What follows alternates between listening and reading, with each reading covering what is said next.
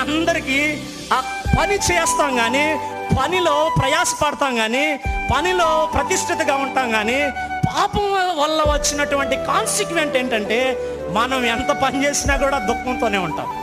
ఎంత పని చేసుకుంటా పోతా ఉన్నా కూడా నిరాశ నిస్పృహలో ఉంటాయి. ఈరోజు ప్రపంచ మానవాళిలో ప్రతి మనిషిని అడగండి, మీరు స్ట్రెస్ లేకుండా ఉన్నారా అంటే ప్రతి ఒక్కరు మేము స్ట్రెస్తోనే ఉన్నామంటాడు. ప్రపంచంలో ప్రతి మనిషి దగ్గరికి మీరు వెళ్ళండి, ఏంటి నువ్వు ప్రశాంతంగా జీవిస్తా ఉన్నావు అంటే లేదు అని అంటాడు. వాడు 1,00,000 సంపాదించని, 2 లక్షలు సంపాదించండి, 3 లక్షలు సంపాదించండి, కానీ మనిషి జీవితంలో ఏం అలుముకొని ఉందయా అంటే ఒక రకమైనటువంటి ఎస్కేప్ అయిపోదాం. స్ట్రెస్లో, కష్టంలో, బాధలో, ఇబ్బందిలో, కన్నీటి మధ్యలో మనిషి ప్రయాణం చేస్తూ ఉన్నాడు.